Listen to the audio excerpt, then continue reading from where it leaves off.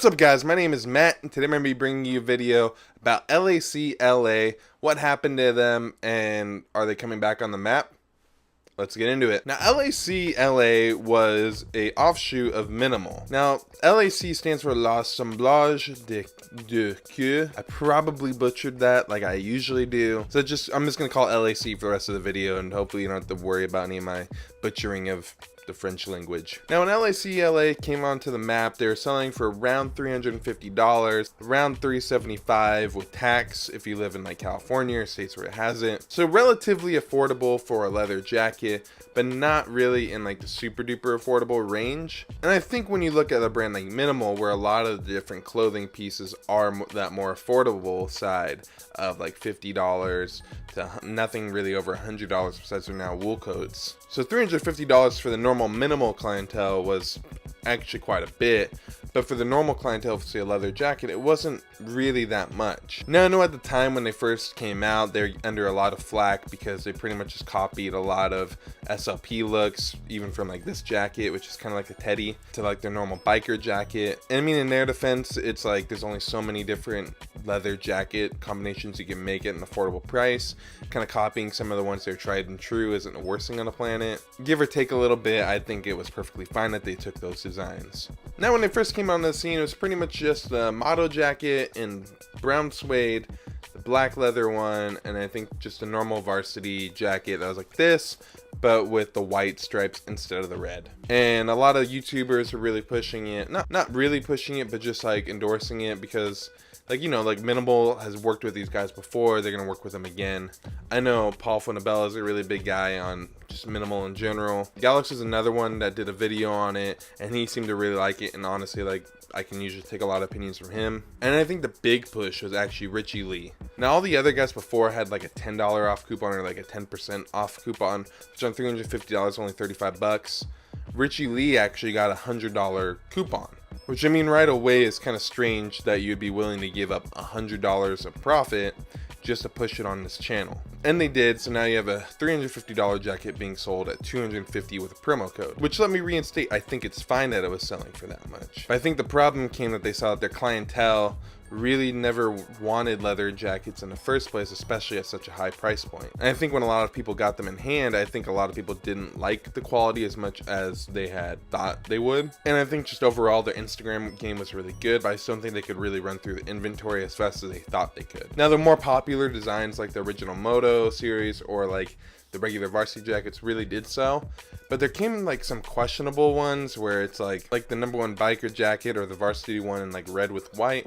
I don't think they really should have gone that route, but to each their own on that one. So then came the day that I bought actually 2 LAC.LA jackets. I was randomly on their website and I saw their jackets now being sold for $175. So around half the price of where they had started out originally. And I went on there and lo and behold, I found a $100 promo code that still worked like a week to ship out, which is crazy when you consider that in this day and age, ship time is everything. Being a guy who's in e-commerce as his main profession, ship time is everything in e-commerce, and all of a sudden I started to see a lot of backlash on LAC on Instagram. I think looking back on their posts around March 5th, 2018, around that time frame, like you could see people there getting bad quality jackets that are ripping. You could see that like different like zippers would be breaking on them. And when they would return these jackets, either get a refund or just to get a new one, that they'd be out of stock or that they wouldn't process a refund. Quoting from what guy said, he said, "Hey, I bought Moto 1 and Moto 2 from you guys. Need to exchange Moto 2 for smaller size. Please respond to my email, thanks." Then same guy a week later says, "Don't buy. My jacket ripped on both sides after using one time. You guys need to do something about this."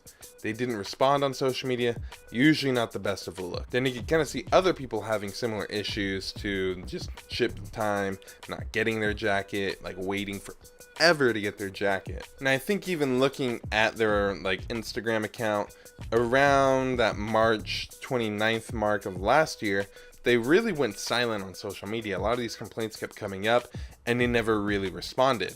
Then around July 4th, all of a sudden, that's when officially they announced that all their jackets were $175 on Instagram.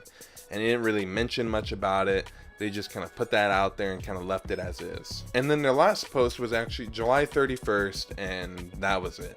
Obviously, I don't know exactly what's happening in LAC. I don't know if Minimal kind of pushed it off to another party to kind of handle everything, or if it was really just them the whole time. I think looking back on the experience for them, I think that like even though this leather is like soft and everything, I don't think it was as durable as it could have gone. I think that just people, when they order a leather jacket, they want that durability with it. They want something that's going to last them a lifetime and not just be something that's super trendy. I think it's not just something that's going to last like a year or two and then die out. I think especially when you have All Saints right around the corner of price, around like $300 new on sale, I think it really goes to show that they had a lot of competition in that space that they probably should have taken a little bit more seriously and not just tried to rely on the fact that they had Minimal as the backup plan. And yeah, ever since July 31st, they've been kind of silent.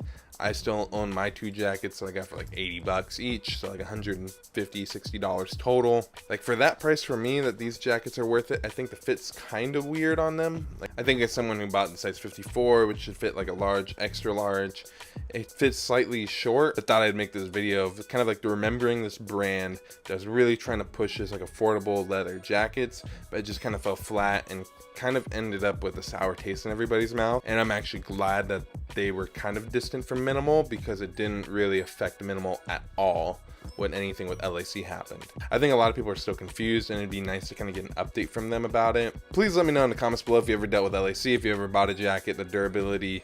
I haven't had any issues with mine yet, but I haven't worn them nearly as much as I thought I would. And like always, please like, comment, and subscribe, and I will see you in the next video.